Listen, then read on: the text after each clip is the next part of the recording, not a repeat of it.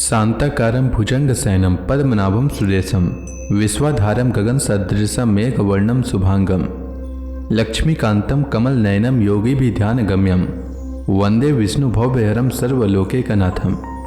मंगलम भगवान विष्णु मंगलम गरुड़ध्वज मंगलम पुंडरीकाक्ष मंगलाय तनोहरि। ओम नमो भगवते वासुदेवाय। आज का दिन आप सभी के लिए मंगलमय हो। निर्जला एकादशी का व्रत रखने से सभी प्रकार के पापों से मुक्ति मिल जाती है। कहा जाता है कि जो लोग इस व्रत को विधि पूर्वक करते हैं उनकी हर इच्छा पूरी होती है। माना जाता है इस एकादशी का व्रत रखने से मृत्यु के उपरांत मोक्ष की प्राप्ति होती है।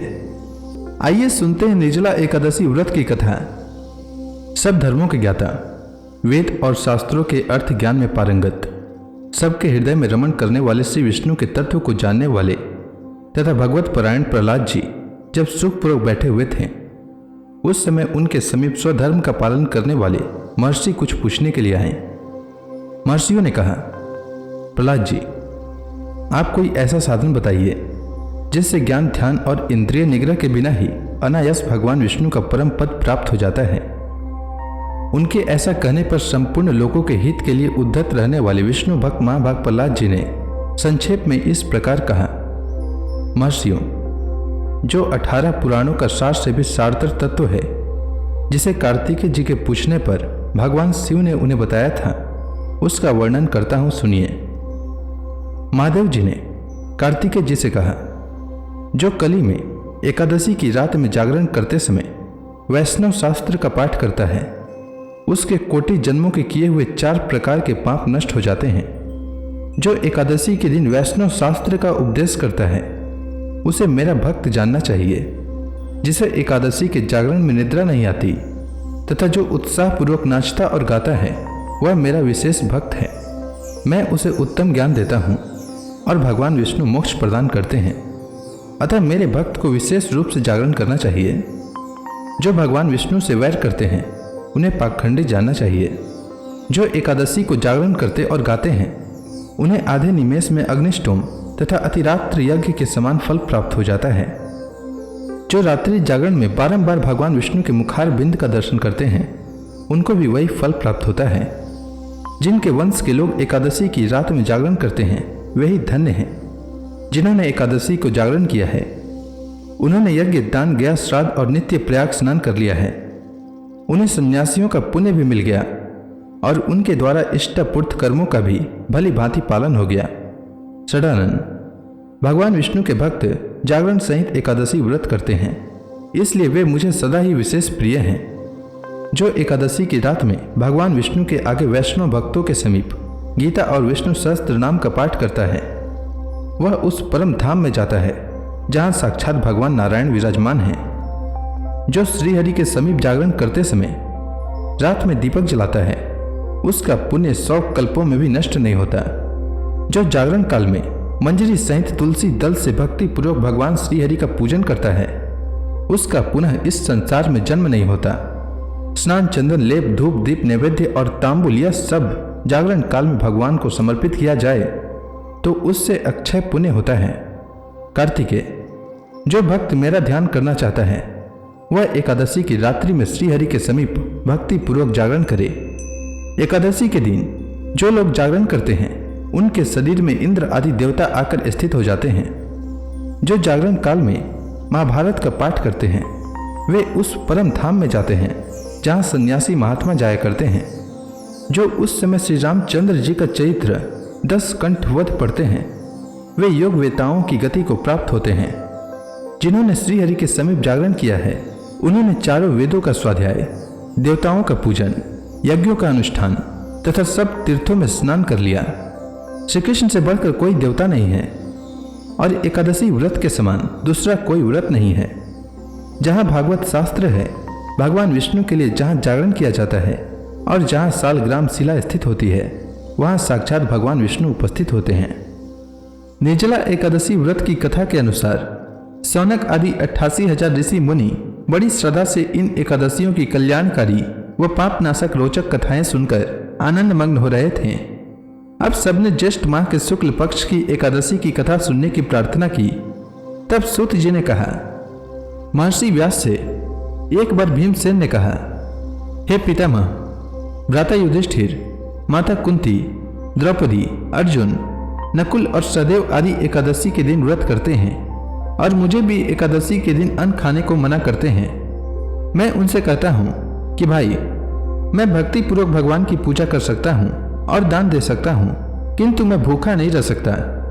इस पर महर्षि व्यास ने कहा, हे भीमसेन, वे सही कहते हैं। शास्त्रों में वर्णित है कि एकादशी के दिन अन्न नहीं खाना चाहिए।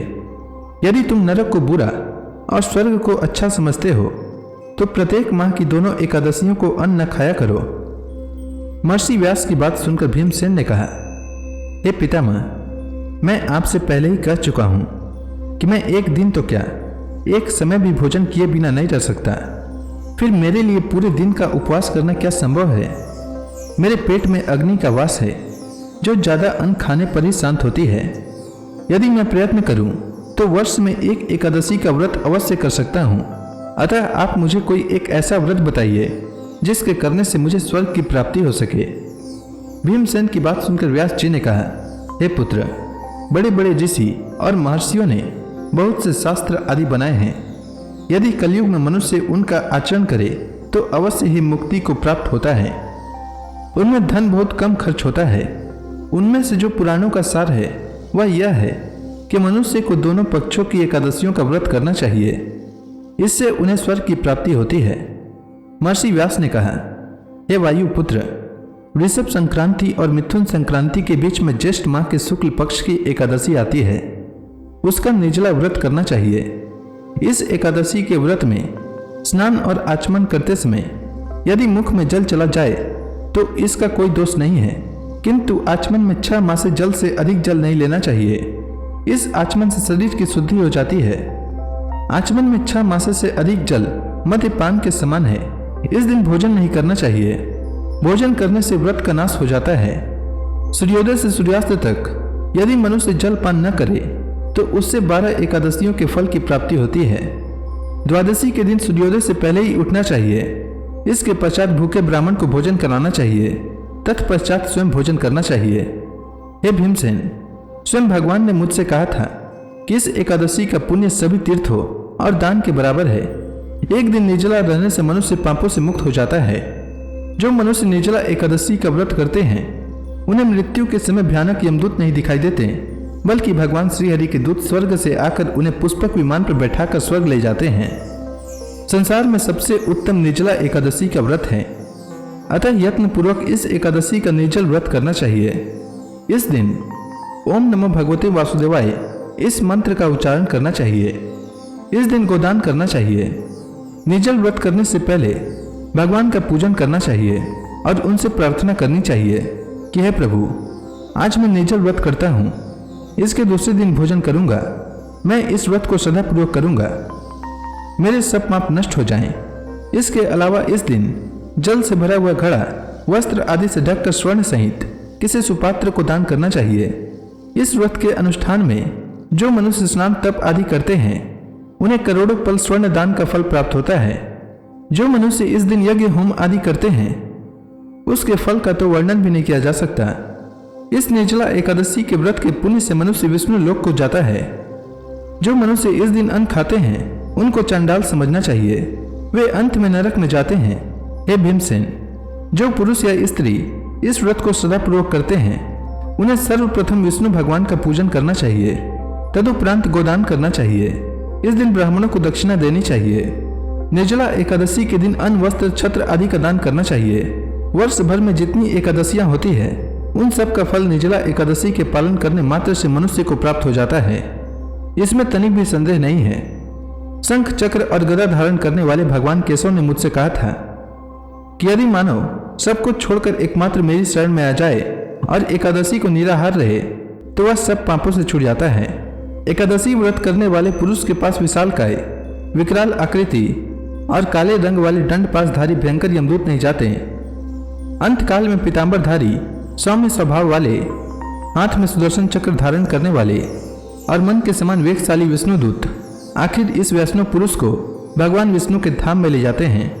अतः निर्जला एकादशी को पूर्ण यत्न करके उपवास और श्रीहरि का पूजन करो। स्त्री हो या पुरुष, यदि उसने मेरु पर्वत के बराबर भी महान पाप किया हो तो वह सब इस एकादशी व्रत के प्रभाव से भस्म हो जाता है। जो मनुष्य उस दिन जल के नियम का पालन करता है वह पुण्य का भागी होता है। उसे एक एक प्रहर में कोटि कोटि स्वर्ण मुद्रा दान करने का फल प्राप्त होता सुना गया है। मनुष्य निर्जला एकादशी के दिन स्नान, दान, जप, होम आदि जो कुछ भी करता है वह सब अक्षय होता है। यह भगवान श्री कृष्ण का कथन है। निर्जला एकादशी को विधि पूर्वक उत्तम रीति से उपवास करके मनुष्य वैष्णव पद को प्राप्त कर लेता है। जो मनुष्य निर्जला एकादशी के दिन अन्न खाता है वह पाप का भोजन खाता है। इस लोक में वह चांडाल के समान है और मरने पर दुर्गति को प्राप्त होता है। जो ज्येष्ठ के शुक्ल पक्ष में एकादशी को उपवास करके दान करेंगे वे परम पद को प्राप्त होंगे। जिन्होंने एकादशी को उपवास किया है वे सभी पापों से मुक्त हो जाते हैं। हे कुंती पुत्र, इसलिए तुम निर्जला एकादशी का व्रत करो। इस प्रकार व्यास जी की आज्ञानुसार भीमसेन ने इस एकादशी व्रत को किया। इसलिए इस एकादशी को भीमसेनी या पांडव एकादशी भी कहते हैं। जो मनुष्य इस कथा को प्रेम पूर्वक श्रवण करते हैं वे भी स्वर्ग के अधिकारी हो जाते हैं। तो प्रेम से बोलिए भगवान विष्णु की जय, श्री कृष्ण भगवान की जय, समस्त देवी देवताओं की जय। अब आप सभी हाथ जोड़कर भगवान श्री हरि का ध्यान करें, आरती होने वाली है। ओम जय एकादशी माता, मैया जय एकादशी माता। विष्णु पूजा व्रत को धारण करके, विष्णु पूजा व्रत को धारण करके शक्ति मुक्ति पाता। ओम जय एकादशी माता। तेरे नाम गिनाऊं देवी, भक्ति प्रदान करनी, भक्ति प्रदान करनी। गण गौरव की देनी माता, गण गौरव की देनी माता, शास्त्रों में बरनी। ओम जय एकादशी माता। मार्गशीर्ष कृष्ण पक्ष की उत्पन्ना, विश्व तारणी जन्मी, मैया विश्व तारणी जन्मी। शुक्ल पक्ष में हुई मोक्षदा, शुक्ल पक्ष में हुई मोक्षदा, मुक्तिदाता बन के भरनी। ओम जय एकादशी माता। पौष के कृष्ण पक्ष की सफला नामक है, शुक्ल पक्ष में होए पुत्रदा, आनंद अधिक रहे। ओम जय एकादशी माता। नाम सटतिला माघ मास में कृष्ण पक्ष आवे, मैया कृष्ण पक्ष आवे। शुक्ल पक्ष में जया कहावे, शुक्ल पक्ष में जया कहावे, विजय सदा पावे। ओम जय एकादशी माता। विद्या फाल्गुन कृष्ण पक्ष में शुक्ला अमला की, मैया शुक्ला अमला की। पाप मोचनी कृष्ण पक्ष में चैत्र महाबली की। ओम जय एकादशी माता। चैत्र शुक्ल में नाम कामदा, धन देने वाली, मैया धन देने वाली। नाम बरूथनी कृष्ण पक्ष में बैसाख माहवाली। ओम जय एकादशी माता। शुक्ल पक्ष में होए मोहिनी, अपराज्येष्ठ कृष्ण पक्षी, मैया अपराज्येष्ठ कृष्ण पक्षी। नाम निर्जला सब सुख करने, शुक्ल पक्ष रखी। ओम जय एकादशी माता। योगिनी नाम आषाढ़ में जानो, कृष्ण पक्ष करनी, मैया कृष्ण पक्ष करनी। देव सैनी नाम कहायो, शुक्ल पक्ष धरनी। ओम जय एकादशी माता। कामिका श्रावण मास में आवे, कृष्ण पक्ष कहिए। श्रावण शुक्ला होए पवित्रा, आनंद से रहिए। ओम जय एकादशी माता। अजा भाद्रपद कृष्ण पक्ष की परिवर्तनी शुक्ला, मैया परिवर्तनी शुक्ला। इंद्राश्विन कृष्ण पक्ष में व्रत से भव सागर निकला। ओम जय एकादशी माता। पापांकुश है शुक्ल पक्ष में आप हरणहारी, मैया आप हरणहारी। रमा मास कार्तिक में आवे सुखदायक भारी। ओम जय एकादशी माता। देवोत्थान शुक्ल पक्ष की दुख नाशक मैया, पावन मास में करो विनती पार करो नैया। ओम जय एकादशी माता। परमा कृष्ण पक्ष में होती जन मंगल करनी, मैया जन मंगल करनी। शुक्ल मास में होए पधिनी दुख दरिद्र हरनी। ओम जय एकादशी माता। जो कोई आरती एकादशी की भक्ति सहित गावे, मैया भक्ति सहित गावे। जन गुरु दिता स्वर्गवासा निश्चय वह पावे। ओम जय एकादशी माता। तो प्रेम से बोलिए विष्णु भगवान की जय, माता लक्ष्मी की जय।